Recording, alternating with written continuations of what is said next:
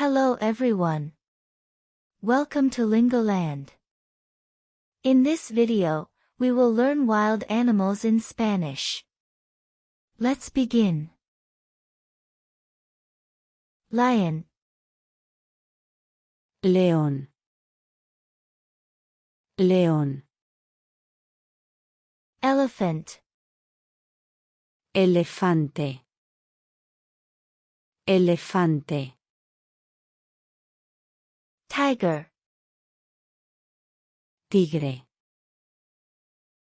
tigre, giraffe, jirafa, jirafa, zebra, cebra, cebra,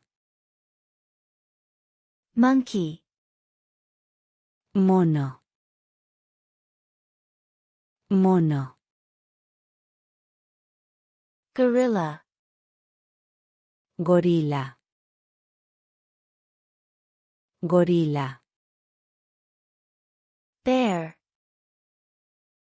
oso, oso, panda, panda, panda, kangaroo, canguro, canguro, hippopotamus, hipopótamo, hipopótamo, rhinoceros, rinoceronte, rinoceronte, crocodile, cocodrilo, cocodrilo, snake, serpiente, serpiente, jaguar, jaguar, jaguar,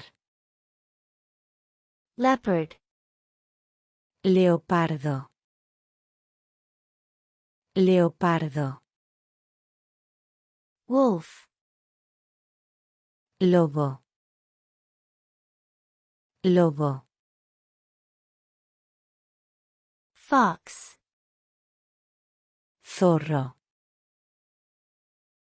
zorro, cheetah, guepardo, guepardo,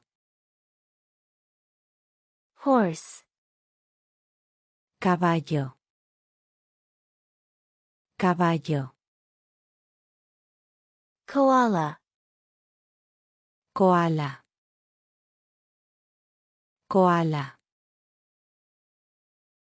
polar bear, oso polar, oso polar, camel, camello, camello.